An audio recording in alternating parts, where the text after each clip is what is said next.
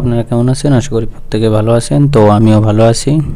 তো ইতিমধ্যে জানেন যে ভোটের ঘোষণা করা হয়ে গিয়েছে যে এই মাসের 19 তারিখে ভোট প্রক্রিয়া চালু করা হবে।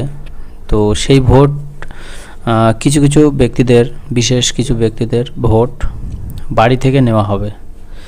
তো এই যে বাড়ি থেকে নেওয়া হবে, এই যে পুরো প্রক্রিয়াটা সম্পূর্ণ বিস্তারিত এই ভিডিওটিতে আলোচনা করা হবে। চ্যানেলে যারা নতুন অবশ্যই চ্যানেলটি সাবস্ক্রাইব করবেন এবং পাশে থাকা বেল আইকনটি অবশ্যই অল করে প্রত্যেককে শেয়ার করবেন সবার সুবিধার্থে। তো চলুন ভিডিওটি দেখে নেওয়া যাক যে কি কি প্রক্রিয়া আছে। প্রথমে ভোট ফ্রম হোম, ঠিক আছে, অর্থাৎ বাড়ি থেকে ভোট দেওয়া যাবে। তো তারপর এখানে বিস্তারিত কি বলা হয়েছে চলুন দেখা যাক।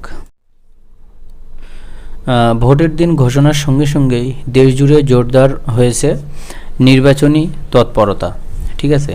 2024 সালের 19শে এপ্রিল থেকে 1 জুন পর্যন্ত 7টি ধাপে লোকসভা নির্বাচন অনুষ্ঠিত হবে।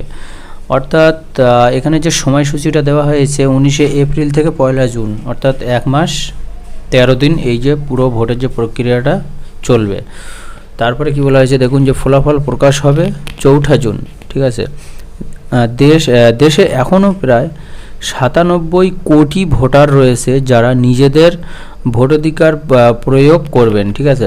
তাদের মধ্যে অনেক বয়স্ক এবং প্রতিবন্ধী ভোটার রয়েছে। এই ভোটারদের মধ্যে কয়েকজনের সুবিধার্থে নির্বাচন কমিশন বাড়ি থেকে ভোট দেওয়ার ক্ষেত্রেও বিশেষ ছাড় দিয়েছে, ঠিক আছে। এবার কারা বাড়ি থেকে ভোট দিতে পারবেন সেটা এবারে দেখে নেওয়া যাক চলুন। কমিশন সুপার সিনিয়র সিটিজেনদের, অর্থাৎ 85 বছরের বেশি বয়সী ভোটারদের বাড়ি থেকে পোস্টাল ব্যালটের মাধ্যমে ভোট দেওয়ার বিকল্প দিয়েছে, ঠিক আছে। 80% বেশি প্রতিবন্ধী ব্যক্তিদের জন্যও একই সুবিধা উপলব্ধ রয়েছে, ঠিক আছে। তারপর এই প্রসঙ্গে প্রধান নির্বাচন কমিশনার রাজীব কুমার বলেছেন যে এটি সর্বদা দেখা গিয়েছে যে প্রবীণ নাগরিকরা নির্বাচনী প্রক্রিয়ার সক্রিয়ভাবে অংশ নিতে চান, তবে নির্বাচনী বুথে পৌঁছাতে তাদের অসুবিধা হয়। এ কারণে আমরা তাদের ঘরে ঘরে বসে ভোট দেওয়ার এই যে প্রকল্পটা সেটা মানে তৈরি করেছে, ঠিক আছে। তারপর এখানে আরও কিছু বলা হয়েছে দেখুন, যে বাড়ি থেকে ভোট দেওয়ার জন্য কি কি করতে হবে। যে কোনো প্রবীণ নাগরিক বা প্রতিবন্ধী ব্যক্তি যিনি বাড়ি থেকে ভোট দিতে চান, নির্বাচনের বিজ্ঞপ্তি জারি হবার 5 দিনের মধ্যে নির্বাচন কমিশনের ফর্ম 14D ফাইল করে দিতে হবে। ভারতের নির্বাচন কমিশনের মতে 10ই মার্চ 2024 পর্যন্ত দেশে 85 বছরের বেশি বয়সী 81.87 লাখ সিনিয়র সিটিজেনের ভোটার রয়েছে। 100 বছর পেরিয়ে যাওয়া যেসব ভোটারের সংখ্যা সেগুলো হচ্ছে 2.18 লাখ, ঠিক আছে। প্রতিবন্ধী ভোটারের সংখ্যা ছিল 88,35,000। তো দেখতে পাচ্ছেন তো এখানে কতগুলো আর কি ভোটাররা আছে।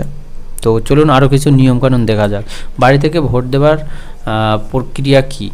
বাড়ি থেকে প্রথম প্রক্রিয়া, বাড়ি থেকে ভোট দিতে খুব বেশি পরিশ্রমের প্রয়োজন হয় না। জেলা নির্বাচন অফিসার অর্থাৎ কালেক্টর পরিবারের ভোটের তারিখ নির্ধারণ করেন। এটি ভোটের নির্ধারিত তারিখের আগের দিন, ঠিক আছে।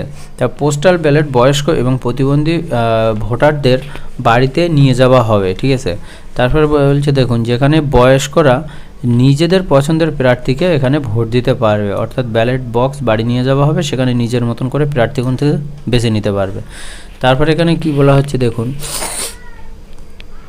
এ সময় নির্বাচনী কর্মকর্তা একজন ভিডিওগ্রাফার ও পুলিশরা নির্বাচনী প্রক্রিয়া সুষ্ঠু নিশ্চিত করতে উপস্থিত থাকবে। তারপর গোপনীয়তার জন্য একটি পার্টিশনও করে দেওয়া হবে। পুরো প্রক্রিয়াটি করতে শুধুমাত্র 20 মিনিট সময় লাগবে, ঠিক আছে। তো এই যে সম্পূর্ণ প্রক্রিয়াটি আপনার যেসব বয়স্ক মানুষেরা আছে এবং প্রতিবন্ধী মানুষেরা আছে বাড়ি থেকে তাদের বার হতে, অর্থাৎ যে ভোটার যে বুথে, সেই বুথে যেতে অনেক সমস্যা আছে, তো সেই ক্ষেত্রে এই পদক্ষেপ নেওয়া হয়েছে। ঠিক আছে, তো আশা করি ভিডিওটি অনেকটাই গুরুত্বপূর্ণ ছিল এবং ভিডিওটিতে অনেকটাই আপনারা নতুন কিছু দেখতে পেয়েছেন, জানতে পেরেছেন।